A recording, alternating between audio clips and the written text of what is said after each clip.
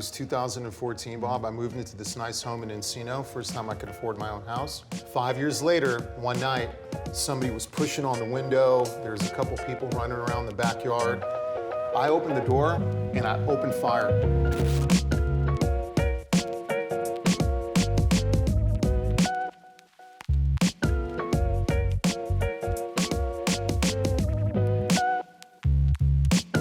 Welcome to this episode of Bourbon and Proof, where we like to interview those who are successful in both law and life. We do it over a series of many brown liquor pours, whiskey and bourbons, and we're so honored today to have Steve Vartazarian here, who is one of the most preeminent trial lawyers in California, has tried some of the biggest and most difficult cases. Our trial lawyer of the year for Los Angeles lawyers for, what, 2 years ago? Yeah, three years ago. 3 years ago. But a long-time LA kid, right? Born and raised. Born and raised. Born and raised in the Valley. Our co-host today, Mr. Marafiore. Hello, hello. Back as always. Thank you for having me back again, Bob. Are you going with an odd job look today? Yes, I am. Random tasks. Random tasks.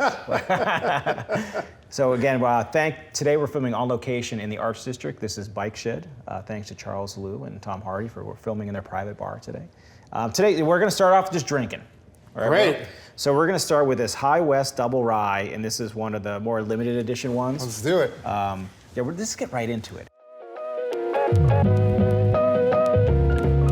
Yeah, I can't listen. I need a drink. It took me about an hour or two to get here. Yeah, you're only 20 miles away. It takes an hour, not even probably. All right, my friend. Very nice. Have you had this one? You had to have. No? First of all, cheers. Cheers. Cheers. To your health. To his health. That's nice. Double rye. Double rye. And the reason we selected this, and Steve was once the sheriff at his own home. Mm-hmm. Double rye for double barrel shotgun. Double barrel shotgun. Tell us that story, Steve. By the way, we're going to have our media team insert this video. Do you still have the video? I have the video. But fuck, it was cool. His injuries. Homeowner in Encino grabbed his shotgun when at least one and possibly three suspects tried to smash their way into a home last night. The homeowner's security camera captured the picture of one of these men approaching a backyard sliding door. The homeowner heard the suspect try to break the glass, and that's when he opened fire, causing the suspect and possibly two others to take off running. A neighbor's doorbell camera captured the audio. If you come to my house and I catch you trying to break in, I'm going to shoot. I'm going to ask questions later. I heard there's all these robberies going on, poor people up in Encino, widowers, retired folks, things like that, who've been living there since the 70s. And the homes are getting old, so they're getting their homes remodeled. And all these contractors have been coming in for the last 5 years, beginning in 2015, 16, and people started getting robbed. And home invasions, burglaries, this, that, so I heard of that. I'm like, no one's fucking robbing me. That's not gonna happen. I grew up, in North Hollywood and, around guns and stuff like that, so I know how to protect myself. And I heard a story recently, you used to have hair down to your shoulders, riding bikes, Yeah, I used to ride a lot of motorcycles, I still do. Still have many. Are you in his motorcycle club? Well, I don't think he's ever rode with the Brothers of Justice, but you got to ride with Brothers of Justice, I've seen you guys roll up. You got to ride with the Brothers of Justice. Yeah, They only commit white-collar crimes. Yeah. Yeah, so anyway, long story short, I got a dog who didn't do shit. I got a shotgun that did a lot, and I just planned. It was 2014, Bob. I moved into this nice home in Encino, first time I could afford my own house. And the best thing that I did was put this reinforced 3M security film on all the windows in the back of the house. And the realtor said, it'll buy you time, it'll buy you time. I'm like, I'll take that. That's a good policy, insurance policy for me. 5 years later, one night, I came home from one of the sushi bars. It was around 10, we were getting ready to go to bed. My kids were asleep, and my wife's like, there's something going on in the backyard, get out of the bathroom. And I just got home, I was gonna take a shower and watch Seinfeld or something like, which is what I usually do. And regular night. And I went out there and I saw somebody was pushing on the window. There's a couple people running around the backyard. And in a moment like that, it really tells you about your character. You have less than a second to react on what you're gonna do in some situation like that. And there was an anger that came over me that was so compelling, I couldn't stop what it was telling me to do, which was to kill these motherfuckers. Wow, I love that. It was just my kind of anger. So I come and I see that. I start walking towards the door. My wife tries to, don't open the door. I open the door and I open fire. Really? And as I did, there was people scrambling, like coming towards me. There was a few over here onto the side. And when I saw them, because it was dark, I came out and I started shooting. And once I fired a few rounds, they fled. And I think I hit one of them in the shoulder, but they took off and they were nowhere to be found. So the next day, I moved. Really? I was Holy out. shit. I was out. Wow. I drink to the Second Amendment. The next day, and I'll tell you why. I'll tell you why. So I've seen that the video, this went a little viral, which you saw a guy running outside with his tidy whities. No, he was wearing boxers. I was wearing boxers. Thank God I've been working out a little bit, so I was looking good. I don't want to look like some, you know what I mean? Did you stage it? You staged it, didn't you? I wish I'll tell you. And here's what I was going to say about moving out the next day.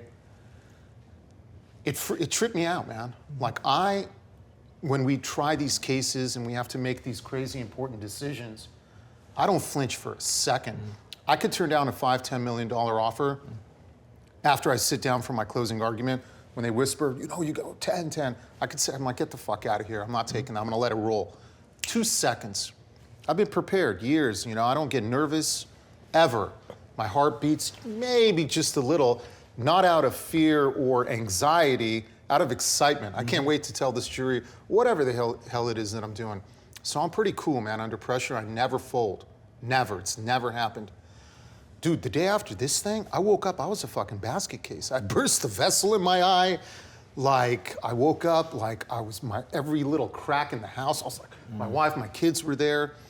And what I heard was they come into your house, they tie you up, disable your wife by hitting her in the head with a gun, fucking put your kids duct tape in the closet, and they hit you up when they know you're at home so they can make you open the safe, and take all the shit that you have. And when I reflected on that the following morning, that is not a stress that I've ever been used to or I could have labored under. It was more than what I could bear. Not something you need either. Get rid of that stress. Get the fuck out of here. This is what I was thinking. People are like, these fuckers are never going to come back. They're never going to come back. I was like, that very well may be, but the math. Then I started doing, that's what we do, right? Yeah. We start doing math. We start evaluating shit. And here's the math that I did. I was like, wait a minute. I've worked 25-something plus years to get to where I'm at, and I'm not even close to where I want to be. And these people can come and fuck it up in 2 seconds. It's like that doesn't make any sense. So I got on the phone.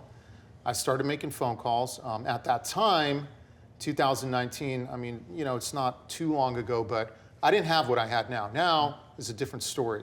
But back then... Funny back then, 4 years ago. Yeah, 4 years ago. It shows you you had how many 8-figure verdicts and results since 2019. Since 2019. 4 years ago. My life, in that 4 years, I'll tell you guys both.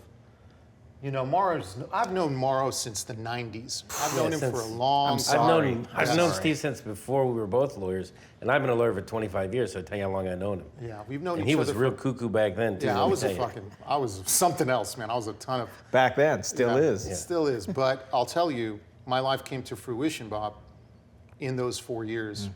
From 2019 until now, I've settled more 8-digit cases than I know what to. Than I ever expected. But that's because you tried so many of these when people were you were the underdog and you punched them in the mouth every time. Yes. Yes. It's funny because I was at your house. This was 2018. Yeah. Before that happened. Before. I remember he came for the barbecue, and, Yeah. and at that time, Yeah, I mean, I was there too. It's right before Christmas because you had the tree up. I remember all that. Yeah. yeah. So what I did was I called my agent. I'm like, listen, I got to get the hell out. I can't live like this. This is insane. I'm like, what's the safest place you can go to? And they're like, someplace in Beverly Hills, some gated community, or Hidden Hills. I'm like, Hidden Hills? I'm not going past Valley Circle. As a Valley guy, I swore to that since I was born. I'm like, I'm not going past like Topanga and shit. That's insane. That's like in the middle of nowhere. It's not that far, actually, though. Now it's not that far, but I went and I looked at it, and For people from not around here, Hidden Hills is Calabasas. yeah, Calabasas, The basically. But it's famous like the really Calabasas. nice, like gated community. Yeah. So I started looking. Kardashian land.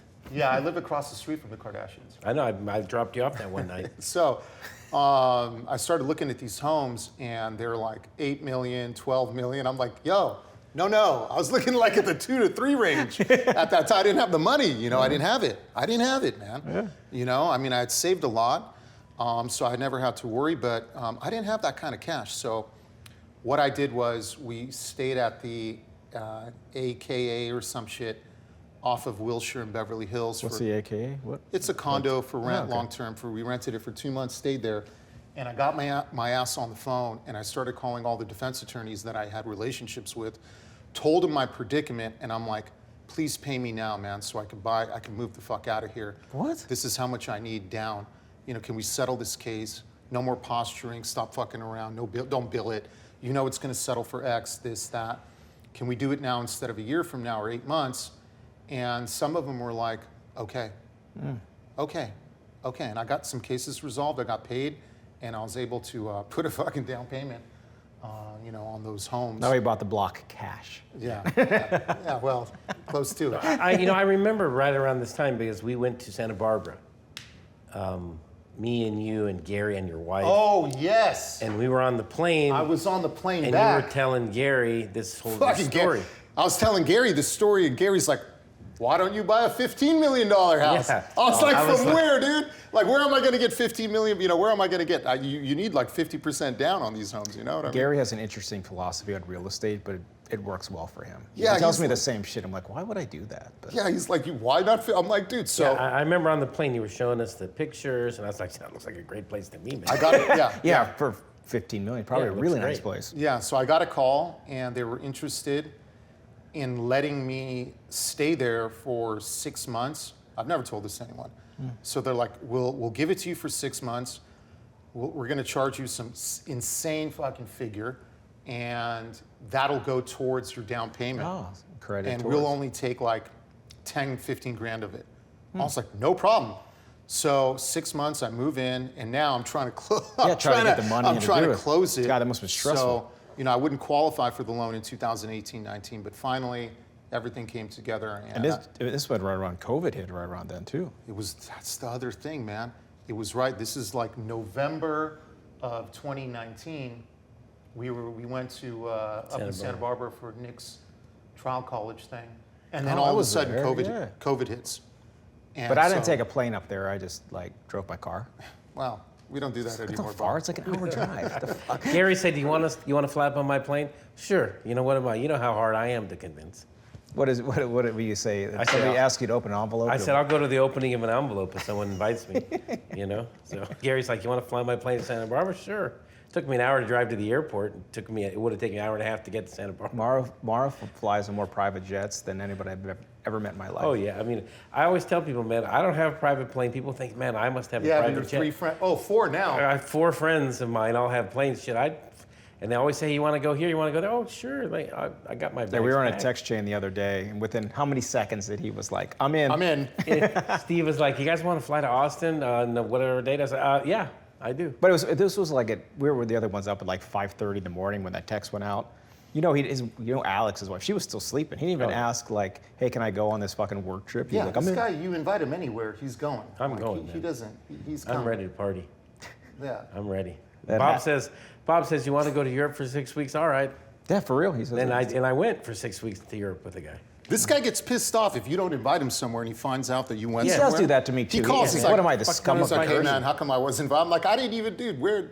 I'm like, you haven't invited. Then I got to get on my defensive. Like, you did a lot of shit I didn't get invited to. Invite me to But shit. yeah, he likes being around, man. Everyone knows. Of But course. we're gonna go to Austin. I'm really looking forward to that. It's going to be That's going gonna to be a cool trip. Let's do the second pour. Morrow, this one's on you, bro.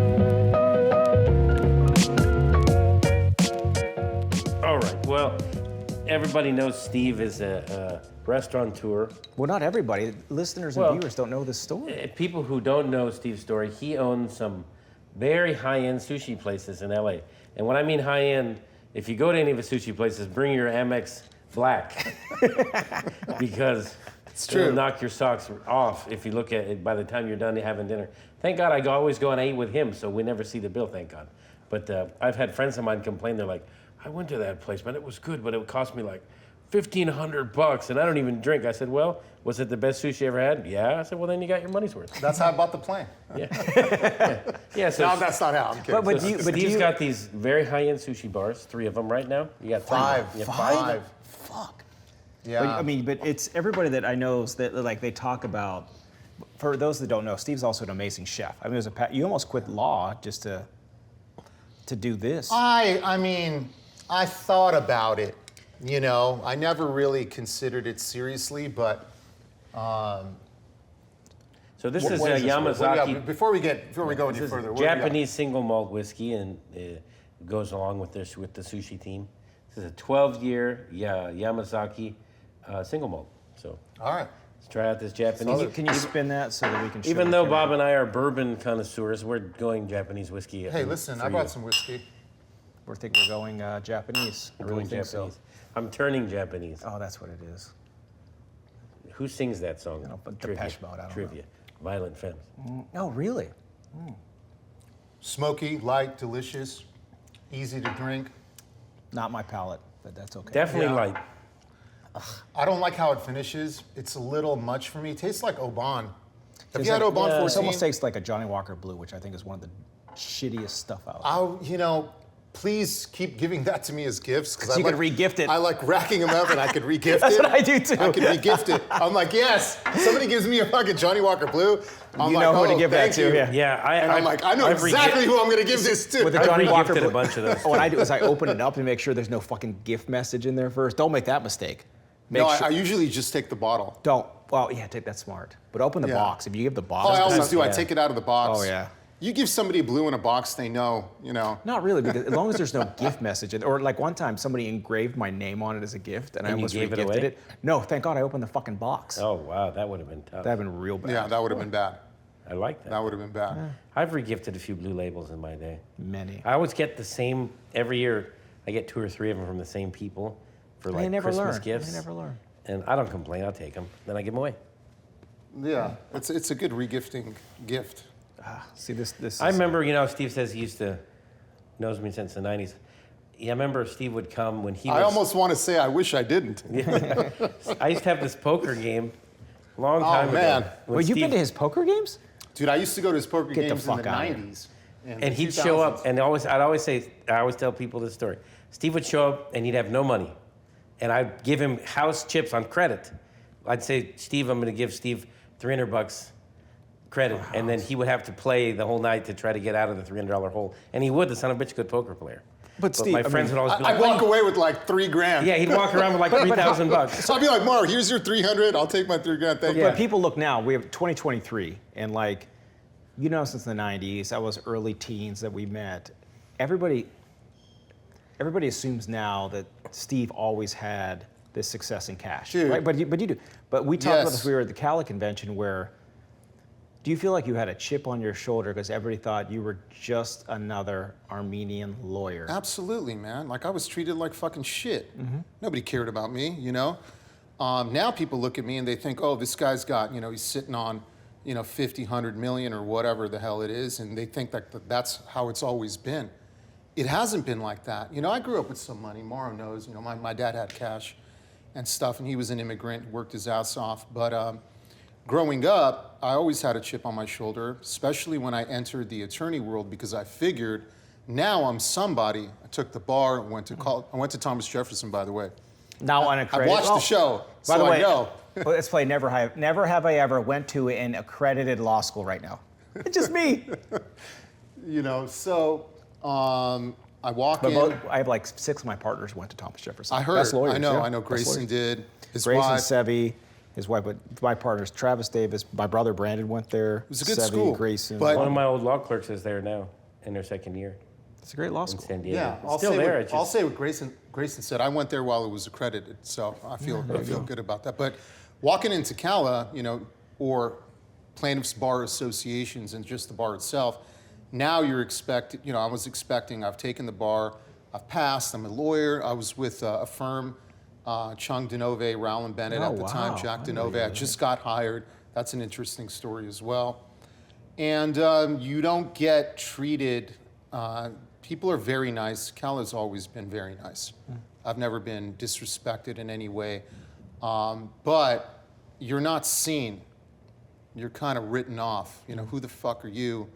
You got people who are litigating these monster cases, and that's kind of all that's being talked about. No one knows who you are. So I acquired this chip, so to speak, relatively quickly. I was like, man, fuck this. I want to walk into a room and I want the person that I've met 5 times to remember my fucking name. Yeah. I was like, I wanted acknowledgement. I wanted some recognition. And I wanted some goddamn fucking respect. Well, after I all think this also time. this and I comes didn't from- have that. This guy, I'm very similar to Steve, and Bob grew up with like the world's greatest dad. Yep. Okay, me and Steve grew up with. My dad is born and raised in Italy. He came to the U.S. when he was 27. My dad is a real tough guy to deal with. My dad's an Italian, like a real Tony Soprano type Italian. Yeah, guy. my dad too. And so I knew his dad. His dad's the same way. So when you have a father that's very hard on you and you're always a loser, doesn't matter what you do, nothing. I could do nothing until maybe the last 5 years of my dad's life that he ever gave me any credit for. Yeah, that's the thing. This life. A lot of great things happen, a lot of tragedies, but even the tragedies, I've been able to see a silver lining from. For example, I think a lot of things have groomed me to be what I am. For example, I grew up in a machine shop in Sun Valley. I was sweeping the floors, cutting metal. I worked a milling machine. After I graduated from high school, funny story, I went to 5 different high schools because they kicked me out of everywhere that I went to for stupid shit, like lighting a cigarette in the classroom, to try to impress a girl. You know what I mean? Like shit like that. And my mom would come pick me up and, the Middle Eastern, what are you doing? I kill you, you know what I mean? Like, I hate you. We came to America so that you could be somebody opportune. You smoke a cigarette in the fucking class? Took off a fucking shoe and hit me in the car. And anyway, but when I graduated from Crespi, which took me in for my last year of school, everyone's walking on the stage and, they're reading Brown University, Dartmouth, Harvard, Stanford, Berkeley, Gonzaga, all these different, Duke. And then Steve Vartazarian, Pierce College.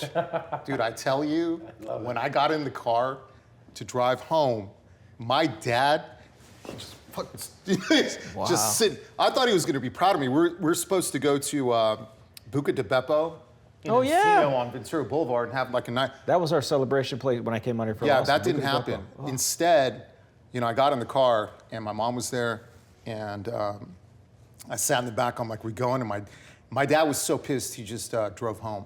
Wow. He was so pissed. I don't blame him. Listen, man. No chicken. No, but it cacciatore shouldn't for be you. that way. But I remember I went to small high school in Pittsburgh, and it was like everybody went to either community college or armed forces or like Right. a local college. Okay. But it was a different. My brother went to like a university in D.C. But Yeah, nah, but dude, that's fun. I mean, these kids were good kids. They studied for the there's LSAT, or the way- SAT rather. it's too much They pressure. studied hard. I think now kids, like, who gives a fuck? I was thinking about homeschooling my kids. Like, who wants to put the pressure on kids? Who gives a shit? They're supposed to be kids. But let me tell you, it shouldn't be that way. Let me man. tell you, it shouldn't be.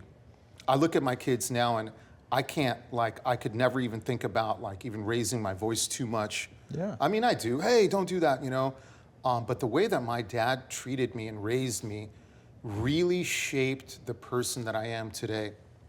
I think if he was, which is such a dichotomy to say, if he was cool, nice, and I'm supportive. just laughing thinking about my dad. But I don't think because my dad was, I don't and I'm know. still this way. But it's Oh, you are who you oh are. well, then Well, No, you know, can't I argue was with talking that. to my wife the other day because, like, Maybe. I don't know. Then I'm these not days, sure. These kids have like anxiety and some other, you know, like high school kids. Oh, he got anxiety. He's got to take medicine or go see a counselor or whatever. I was thinking. I told my wife got mad at me. I said, if I would told my dad I can go to class but I have anxiety, he would have busted a bottle over my head. 2 bottles, and the first one didn't knock me out. If I had fucking anxiety, my dad would say that doesn't exist. You know, anxiety, my fucking ass. I think we're the last of our kind. You know, people aren't raised tough anymore, which they shouldn't be. But you can raise to be tough and kind. I believe that. That's what I would try to do. But that's what you like every day. When I drop my kids off for school, I say be a leader. Ask your friends what they want to do first, and go to the playground. But be the leader, right? Absolutely. You could still do but it's all parenting. Like if you are present with your Mara, like we talk about this all the time. We're there with our kids. You have little kids too, man. Like we're there. I with have them. 2 girls, and 3 girls, boy and a girl. Love, sensitivity, patience, kindness, support. Support's the biggest one. Where you cheerlead your kids. I wish I would have had a little bit of that. Yeah, I don't know what I'm it would have super done, patient Bob, with my but kids. that's what I do now. I don't. But thankfully, we're in a place where our kids are going to be all right. So I'm going to pour this last, which I'm very excited. So one of Okay. trial lawyer friend of mine in Florida, Matt Dolman. I've got something here too. And he brought a special. something. He brought a okay. special one for Well, then we'll do that Florida. last. Can't wait Yeah. for No Florida. rush. So Matt Dolman from Florida sent me, because I'm a big Whistle Pig fan. I love this shit. I've never seen this bottle, but this is a Whistle Pig 10, Nice. shape of a pig. Now, being the machinist, machine shop guy, Steve, when he does trial exhibits, does his own exhibits, he'll take a skull of a human that was harmed, his client, and shave the skull to make it perfect. His own. I've seen you fucking chisel shit I have. for your knee replacement or your hip. Was it a knee? Yes. The knee Well, one? it was the hip replacement trial. But I went to your house, the one that got burgled. Yeah. Yeah. He likes bungled, right? Bungled. I like burgled. Burgled's pretty Burgled's a good. cool word. I like Burgled's a pretty good one. So, but I've seen you at his house. We had a pig roast, which we run through the charity. That's right. And I saw Steve. He roasted the whole pig, shaved it like a fucking precision. Yes. And now today we're gonna drink out of the butt of this love pig it. because the fucking bottle. Listen, man, I'll take any part of a hog. I mean, it was beautiful. I am old school barbecue. Have you ever seen these smokers that he makes out of like these big metal tubes? What are those tubes that Dude, he makes smokers out of? propane He tanks. buries He this makes shit. them out of propane tanks. So my dream was barbecue. I love brisket and all that, Texas. And I took a Mara, I year. need your teeth for this. I took a year off He's good at this. in He likes to 2017. put his mouth around the butt. Most definitely. That's a Mara. See look how quick that was. That's a Mara befitting task. Yep. I'm very excited to do this because I've been waiting for the perfect opportunity to drink out of the butt of this bottle, dude. Here we go. Okay. Jesus. There we There go. we go. Got it. No, you just pull it. Huh? You got to drink out of the Oh, butt. right out of the butt? Oh, Okay. nice. Okay. Here's looking at you. You look so natural at tasting a butt. That's very smooth. I dig it. Wow, that's a big pull. That's nice. Whistle Pig 10, huh? Rye? Yeah. That's my favorite of the 3 we've had. Oh, we asked you that at the end, motherfucker. Oh, Wait. sorry. You haven't watched our show? Oh, That's our last question. wait. We're not done yet. You're right. Ask me at the Shit, end. that is good. Pass me that. But that's delicious. This is so It good. is delicious. Who sent you this, Bob? Matt Dolman out of Florida. You know Matt? Oh, I know him. Yes. Yeah, we had dinner with him when he came on from. Yeah, he got the misfortune of sitting The next to me. proof is a little high, though, right? This one Is can't it? be more than 100, I don't think. It can't be more than 100. This guy Dolman, cool guy. We went to dinner in Santa Monica a couple weeks ago, and I got to the dinner. I'd been drinking since like earlier in the afternoon. I was tuned up, and this guy sat next to me. Can you imagine I was drinking? He sat next to me, and these guys. This guy starts drinking at like 10 a.m. This guy's like. How many this hours are guy's there in the nuts. day? I remember during the pandemic, me and Steve did a webinar, Oh my God. right? And I was on his webinar. You used to. I called him. I'm like, Mara, we need I was somebody his to talk guest. about, these things and trial, whatever the heck fuck it Trials was, premises liability and shit like that. I was like, He's I'm like, happy yeah, to no do problem. I'm like, listen, it's COVID. There's going to be thousands of people on this thing.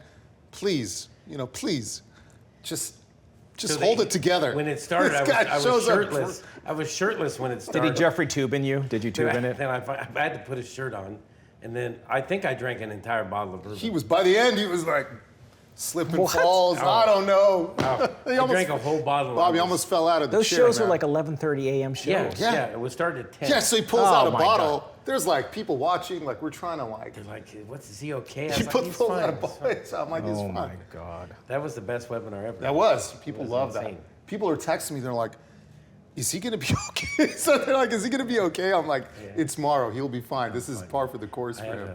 Like my friend Ernest used to say, I wish I had your constitution, because I can.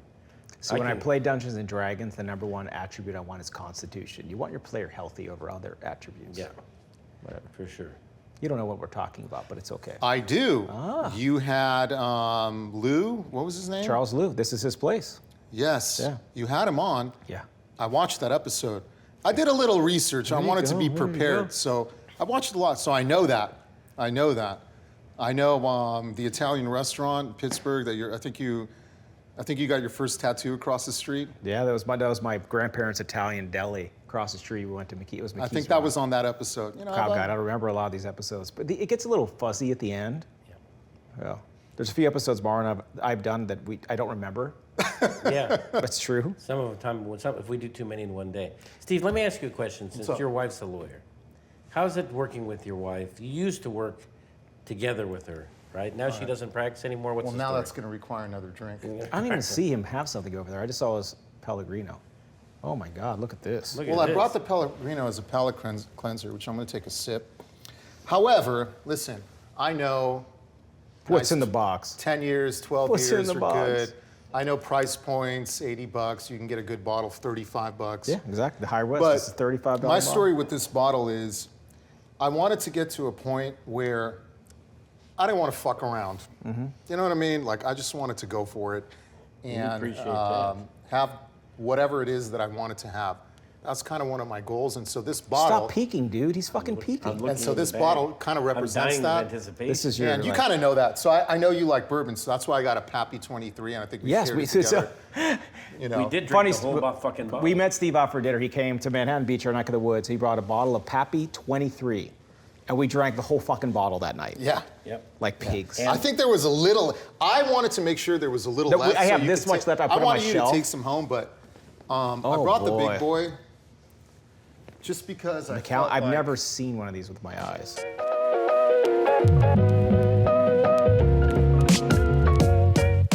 I felt like it was appropriate to do this year, and so I brought the Macallan 30. And I'm going to let you do the honors. So. I had a bottle. There was a little bit left. I'm like, Wow. if I bring this, are these guys going to think I put, Johnny Walker fucking red in there? But so this is a new bottle. The night we had the Pappy 23, I ended up leaving Manhattan Beach with Steve, and somehow we ended up in the valley.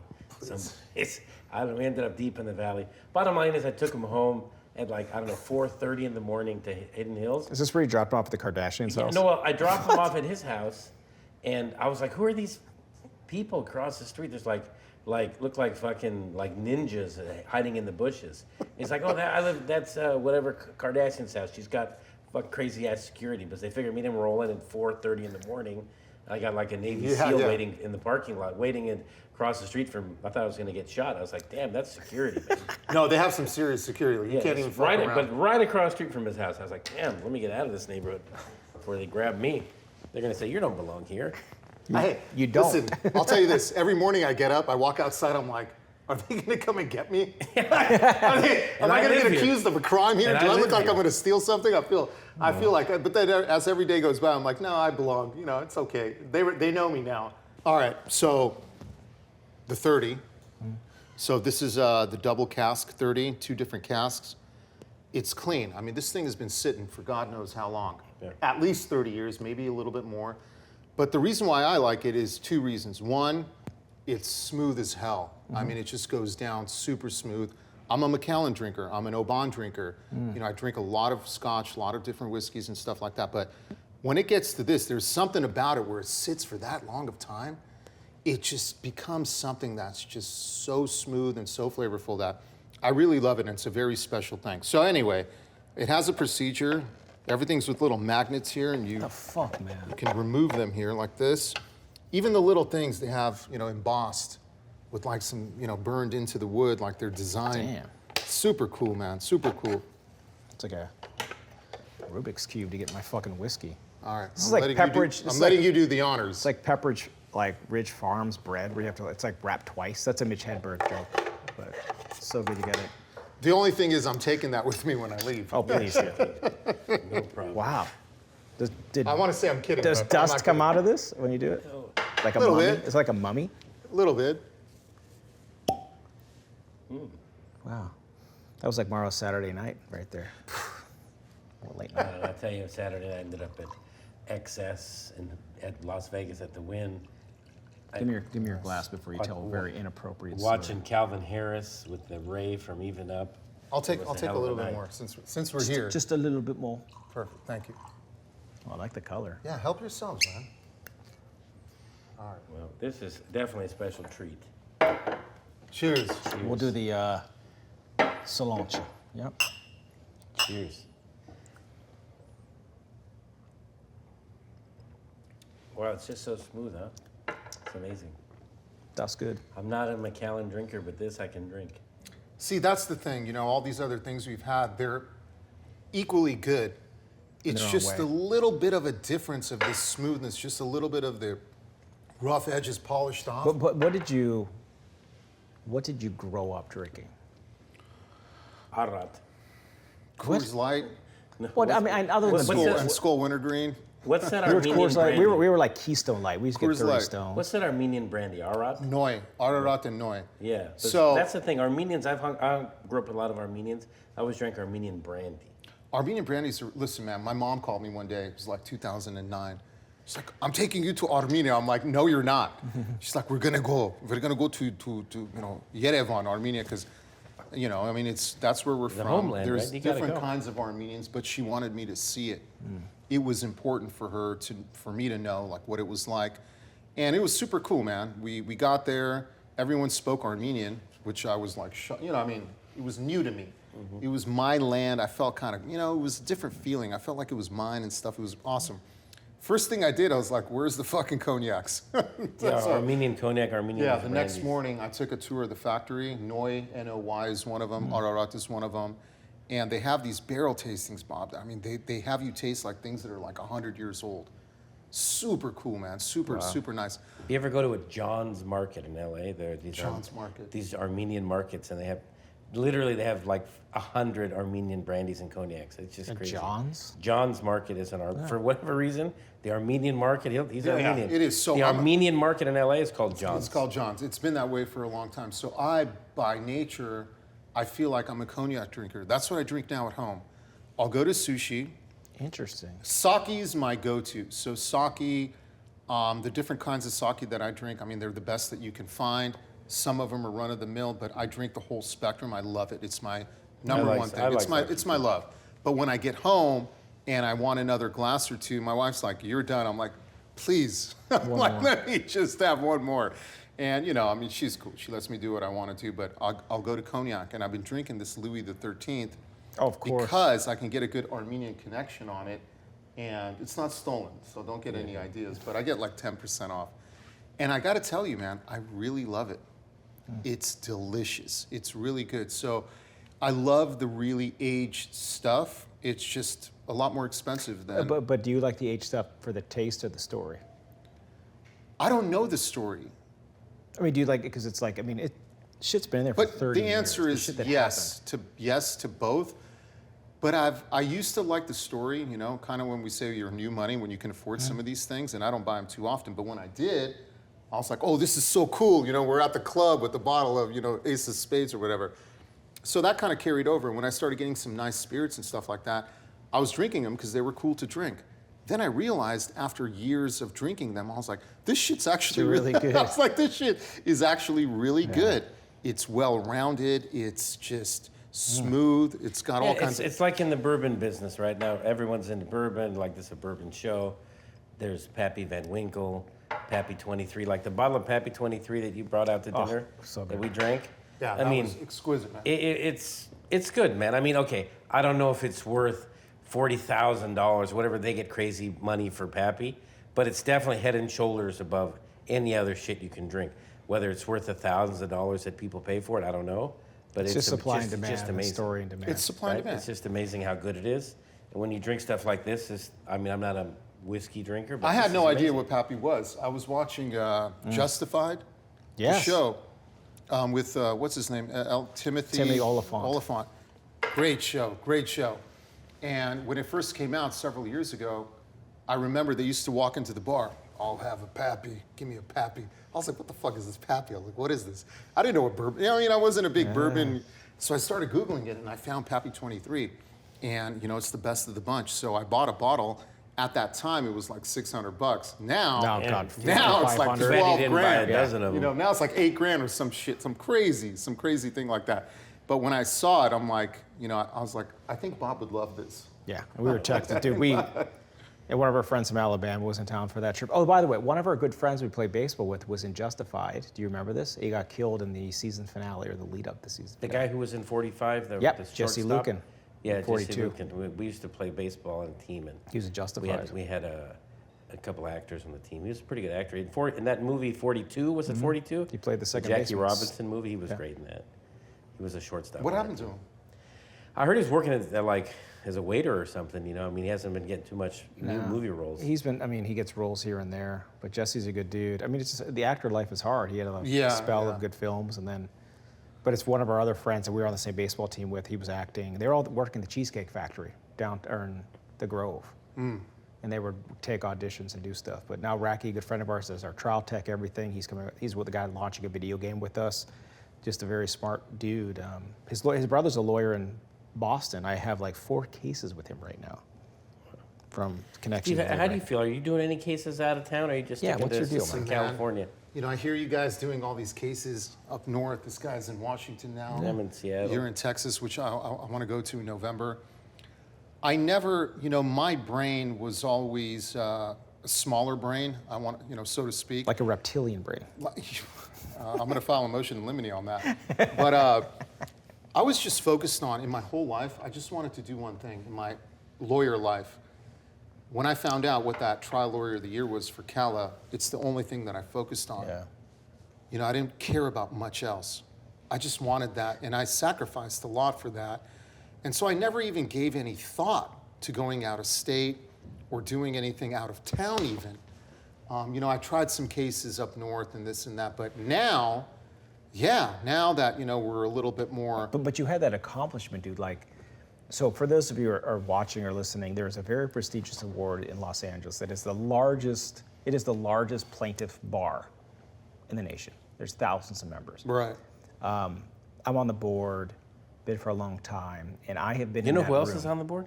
You, this I guy. am. We're almost emeritus. So am I. This guy. We're almost So am turned I. out. Yeah, You're on the we're board too. We're almost boarded. Well, whatever. But I've been in that room where you are nominated for Trial Lawyer of the Year by your peers, a real award. And I've been in rooms back there when they're voting to see who will win this prestigious award. And I've been back there with, one year, Nick Rowley won when I was up as a finalist. One year it was Marion Gallagher. One year it was fucking Mike Bedard. And you're sitting back there with legends, and it is the most prestigious, hardest award to win. It's Because you have hard to you have win. some of the most famous trial lawyers that are doing huge verdicts and social change. So you won the year you won, because you had a lot leading, and you have to aspire, you have to do so much to even get nominated for that award. And I've never won. Like I've always been the bridesmaid for that award. You had a $130 million verdict that year. You had, I mean, so much leading up to that to even do it. It was, you know, I'm getting goosebumps as you mentioned that, because it's all I ever wanted, like I said. And when I heard that I was running against the likes of Dale Gallipo, Wow. He ended up winning later. I spoke for him the following year. Brett Wisner, who had hit those Monsanto verdicts for $2 billion. $2 billion, and you know, people like this. It concerned me, but then I looked at my numbers, and I had hit like 6 verdicts in that year, guys. Yeah. You know, I'd hit like fucking 5, 6 in a row, and the grand finale was 100 and change. But you're, because I remember, because I was on the year you were vet, I I was on the committee, and we got to vet all these cases. What people don't understand is you were trying, this weren't these admitted fault layups. These were fucking hard cases. No. Every one of them. No, every one of my cases there was no admitted liability, no admitted causation, or stip 2. There was comparative fault. There was governmental entities involved in half of them. There was 3 defense attorneys. You know, they always bring in people and from different states and stuff, and because of the carriers, and they were very heavily defended, and they were very difficult.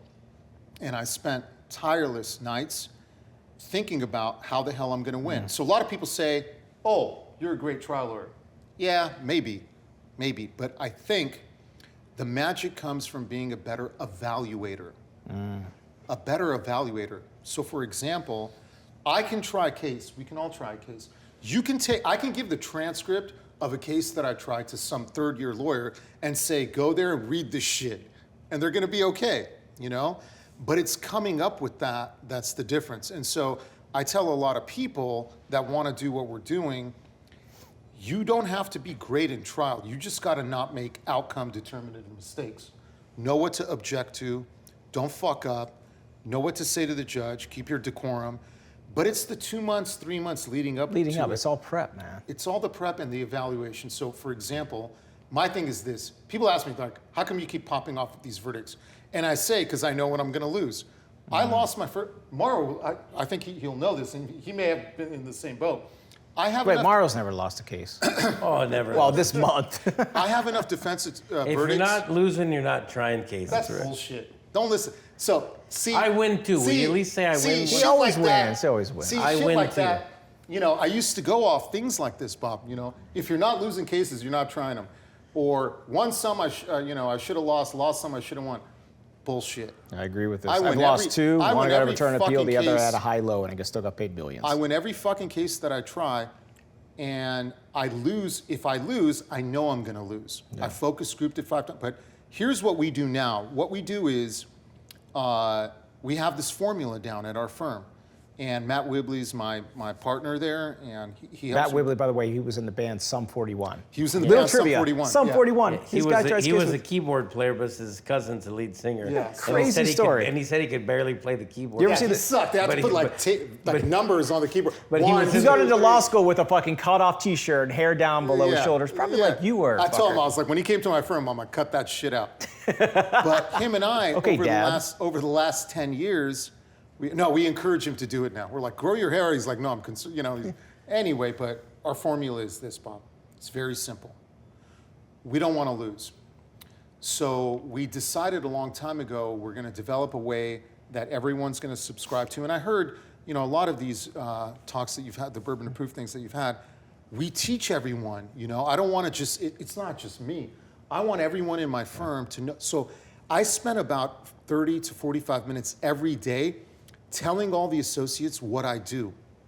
I put them we gather around, we were in this bullpen, and I tell them, I'm like, this is how I do this, I teach them the shit so they can do it too. I don't want to be greedy with, whatever it is that I know. But the product of all this is this. It's evaluation. So we know how to value a case.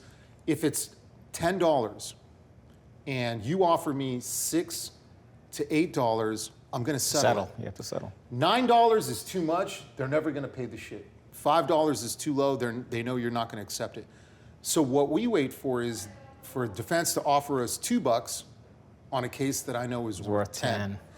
Because when they get to trial, they're going to have to defend that $2 position. And it's unreasonable. And they're going to try to make it $2 or less. The jury gets so fucking pissed off, that $10 case comes in at $18 to $22.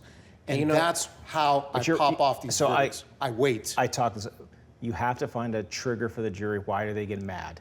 And if they're not mad off one of these criteria is the low value where they are. There's some other stuff, but we do the same thing. And I focus group some of these so hard because what the fuck am I missing? Why are they valuing it at $2? Am I crazy? Because I'm an over-prepared like you. Am I fucking insane? And you realize you're not insane. They're just They're just wrong. So wrong. that's the beauty of it. Someone's wrong. I have the luck And usually it's because you're the client. I have the luck that I'm friends with some of the best trial lawyers in the world. Hey, You know? let me ask. You know what? Let me ask you a question. I'm gonna pour you guys a little bit more of this, whether you want it or not. I want to drink out of the anus. I want to drink out of the anus too first. Yeah. Wow, that was the first time you've ever said that. Like, past 12 days. That's really good.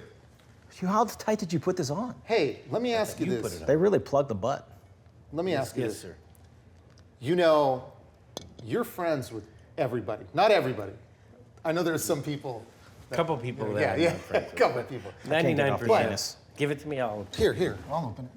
Do we have to put our mouths on it? You can if you want. I couldn't get it off with my teeth. I tried. See? Nope. God. Wow. Dude, this is. We need a wrench. Do you need some KY? Let me I don't know. I don't know what. We may have to drink the 30, unfortunately. It's not working. It's like it's got grind marks at on him. it. Look at that. See, we knew we could do it. We just loosened it up for you. Look at this guy. Oh, come on. No, don't put it Don't back on. put it back on. What were you saying, Steve? I want to ask you a question. Yes, sir. That's really good. Mara, you're friends with some of the most preeminent lawyers of our time, and you spent a lot of time with them. Bob's one of them. You're friends with, all these different people. Give me the How butt- is it? Give me the butt plug while we tell the story. How is it that you came to be friends with all these guys, and why is it that they love you so much, each and every one of them? I've always wondered It's a that. weird question. I know I've the always answer. I want to wondered hear his that. answer, Strange but I think I question, know but the I answer. think my question is that I think the reason is I'm extremely low maintenance. Like I mean, I've hung out with you. I've been to your house. I love we've you. hung. We sit in your backyard. We sit in your backyard. We smoke cigarettes. We could eat fucking microwave pizza. I don't give a shit. So like most people, I'm easy to deal with, right? We can go to Nobu. We could go to the fanciest restaurant. Or I can sit in the backyard and we can smoke cigarettes. But he likes to smoke cigarettes. And Don't tell people that. Only when I'm drinking. Sit in his backyard and smoke cigarettes and drink. And in class, apparently. And in class, yes. And just hang out in the backyard and eat Cheetos. I mean, I'm not difficult. Yeah. So that's why I think I'm easy to hang with. And I have funny stories. And I'm a little bit smart, so people like talk to me because I can talk about anything. Like I met this guy today. He's like an amoeba. I met this He's guy a very today. versatile friend. Yeah, I met this guy today from Texas. What's his name? Jefferson Fisher. Yeah, some YouTube guy or whatever. And he said, I'm from Beaumont, Texas. I was like, this guy? You know that guy? He's like, and he told Bob, he goes, man, this fucking guy named off 5 people I know from fucking Beaumont. Most people don't even know where fucking Beaumont is, but randomly I know all these guys in Beaumont, Texas. So I have like a weird... Barrow knows a little about a lot. I know a like little bit about a Yeah, lot. he does. Yeah. Well, the he reason is I absolutely think does. Barrow is so easy. Like we travel out because easy. We could do whatever. We could do nothing that day. We could do everything. It's whatever goes, whatever happens. But Morrow also gives you shit. This is why Morrow could sit down and like. That's why you like a true friend. Because I'll sit down. He'll tell me like I'm a fucking idiot. We say some very mean things to each other, but it's out of like what? true love. Wait. I mean, I'll No, talk we're- shit, no, I can't. Tell me some of the shit that No, you just talk. whatever, whatever's at the time. Every time I see him, he asks me, I don't "Do see they you do as they a big make shit do they make talker. that clothes in a men's?" I always Like every tell single Bob, time. I like that shirt. Do they sell men's clothes where you bought it? But he does it in front of like new friends of mine, like that we just met. It's funny, like, but he gives you shit. But he I'll say gives you the this. real. I'll say this. Okay, so I like grade A shit talking. Oh, It's God. fun. Yeah, sure. I grew up doing that. I'm the guy who we used to come in the room, when we were in Palm Springs, we used to go to in high school and this and that. And we used to roast each other and talk all this shit. This guy's shit talking is like 30-year Macallan, man. It is Dude. fucking refined. It's the best of the best. It's seasoned. It's experienced. It's deep. It gets you right here. You know what I mean? Yeah, It doesn't get caught here. But this guy could say some if you shit. get in a text chain with Morrow, he pulls up like GIFs or GIFs, it doesn't matter what you say, or memes that he just drops in. It's like, what the fuck? You don't think Morrow can find this shit so Oh, fast? he'll find it. Just a razz. Here's like the one hard. thing about him. He's very articulate with this Yes. hatred. Yeah. Yes, I am. You But didn't it- have but- to say anything. but You it's- could just tell you pissed Have you him ever off. seen this Chappelle episode, Player Haters Ball? Like I should have Oh, been on yeah, that. I should have been on Player Haters Ball because I am a true player hater. Yeah. Morrow, Yeah, can yeah. you, this camera here, could you look in and give your pitch to be on Player Haters Ball? If Dave Chappelle's listening, The most diabolical haters west of the Mississippi. what is your shirt you got on here? This just says East Los. East LA, man. I'm from East LA. I was born and raised in Los Angeles and on the east side, and the opposite valley is Steve. Steve's from Fernando Valley. I'm from San Gabriel Valley. It's Diamond Bar. Way out east. LA's a big place, so. A lot of bars, no diamonds. Yep. A lot of bars. So Steve, we're at the end of the episode here, my friend. We had a fucking blast. This is fun, man. We always Thank you. end We gotta this. have a part 2 with Steve. I think we got it. We'll have Yeah, a we gotta part, do a part deux. Let's do. We gotta- and- Steve, and Yeah, we're just getting into it. Yeah. we have to pick for you. What is your, out of all these, we had 4 on this episode. What is your bourbon approved? Which one do you prefer? Throw them all out. Put the 3 up here. I mean, you can pick your 30, dude. It's no fucking We got shame. the double barrel. We got the double barrel, double rye. We got the Whistle Pig. I got to tell you guys, Aged. I love this Piggybank rye. It's good. This is the shit. This is Yeah, I my do bourbon like it proof too. right here. It's literally the shit. This is All nice. right. Man. It's a good drinker. I really enjoy this. This is kind of like what I am. It's nice. It's got everything I need. It's got flavor. It's got everything. That's what I pick. That's my choice. Well, ladies and gentlemen, thank you for watching and listening to this episode of Bourbon Proof. From his lips to his anus, thank you for listening, and thank you for drinking from this bottle of the Whistle Pig out of the butt. Thank you, Steve. Thank you. Good to see you.